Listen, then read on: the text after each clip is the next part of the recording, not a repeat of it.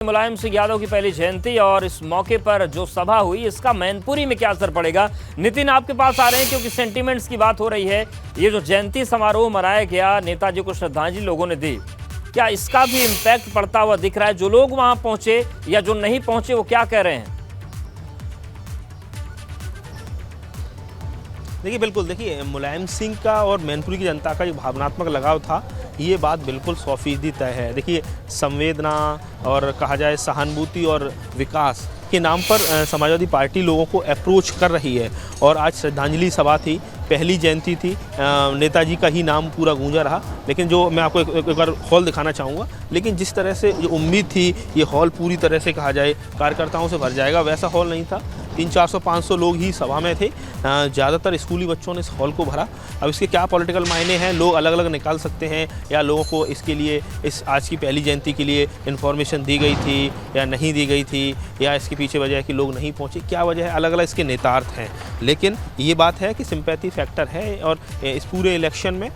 लेकिन भारतीय जनता पार्टी कह रही है कि हाँ नेताजी थे तब थे, लेकिन इस बार जो इलेक्शन है वो परिवारवाद के खिलाफ है, वंशवाद के खिलाफ है। और यही वजह है कि पूरी तरह से बीजेपी ने 2019 तक तो लिहाज रखा, लेकिन इस बार बीजेपी पूरी तरह से कहा जाए प्रोफेशनल तरीके से एक चुनावी लड़ाई लड़ रही है और हर तरीके से समाजवादी पार्टी को मात देने के लिए उन्होंने हर पूरी कोशिश कर रही है। देखिए 17 लाख के करीब वोटर हैं, 5 लाख के करीब अगर देखा जाए तो यादव पुलिस मतदाता, यादव मुस्लिम मतदाता हैं। तो बीजेपी का दावा है कि बाकी जातियां जैसे ब्राह्मण, बिल्कुल बाकी जातियों पर बीजेपी कह रही है कि वो हमारे पक्ष में आए। कीर्ति निधि जी, आपने देखा कि जो पहली जयंती सभा में भीड़ का मसला भी आता है, कितने लोग आए, उसको लेकर भी कुछ सवाल उठ रहे हैं।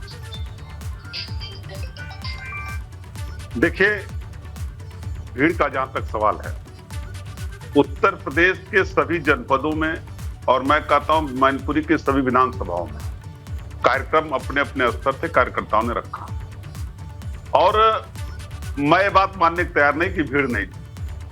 कल जसवंत नगर की सभा में कितनी भीड़ थी, वो भी आपके रिपोर्टर अगर ग्राउंड जीरो पे तो बताएंगे। लगातार कार्यक्रमों में भीड़ हो रहे हैं, लोग आ रहे हैं। और मैं फिर कह रहा हूं आपसे कि मैनपुरी के लोगों का नेताजी से लगाव था, नेताजी के प्रति समर्पित थे लोग, और निश्चित रूप से वो समर्पण वोट में बदलेगा। एक आखिरी रिएक्शन जी आपसे लेना चाहेंगे, वक्त एकदम नहीं है। कीर्ति जी कह रहे हैं कि जो समर्पण था, जो स्वभाव था और जो बंधन था वो वोट में बदलेगा।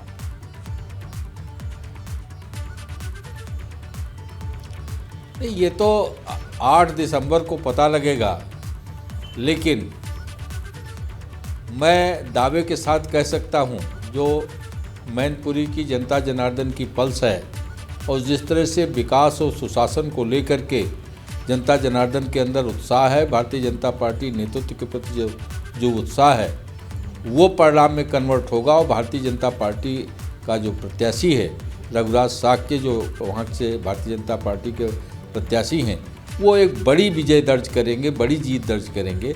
और यह जो गढ़ है, ये गढ़ कहा जाने वाला जो क्षेत्र है, ये ढहेगा और कमल खिलेगा, वो रामपुर हो, वो बिल्कुल। तो और हम लोग को इंतजार रहेगा परिणाम के दिन का, और क्योंकि दावे सबके होते हैं, लेकिन जनता के मन में क्या चल रहा है वो उनके मतदान के बाद समझ में आएगा। आपका बहुत शुक्रिया हरिश्चंद्र जी, कीर्ति निधि जी आपका भी धन्यवाद, और नितिन आपका भी शुक्रिया जमीनी स्थिति को बताने के लिए, समझाने के लिए। तो पूरी तस्वीर है, नेताजी की जयंती मनाई जा रही है मैनपुरी में, प्रदेश भर में कार्यक्रम हो रहे हैं, लेकिन ये वोट में कितना तब्दील होंगे, यहाँ पर अग्नि परीक्षा में कौन पास होगा।